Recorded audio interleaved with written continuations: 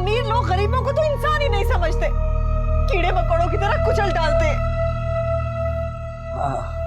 अरे हीरा बेटा, ऐसा नहीं कहते, गलती इनकी नहीं है, मेरी ही थी। मैं ही अपनी परेशानियों में गुम सड़क के बीचों बीच चला जा रहा था। उन्होंने तो मेरी जान बचाई है, बहुत भले आदमी है। अगर ये वक्त तो गाड़ी ना रोकते तो न जाने क्या हो जाता। मैं माजरत चाहता हूँ, आपको तकलीफ पहुंची है, आप हर्ट हुई है, प्लीज आप रोए मत।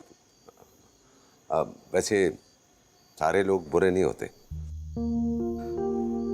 मैं आपसे हीरा की तरफ से माफी मांगता हूँ। वो मुझे इस हालत में देख के जरा जज्बाती हो गई।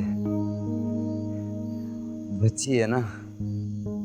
नहीं कोई बात नहीं, ये तो इनका आपसे मोहब्बत का इजहार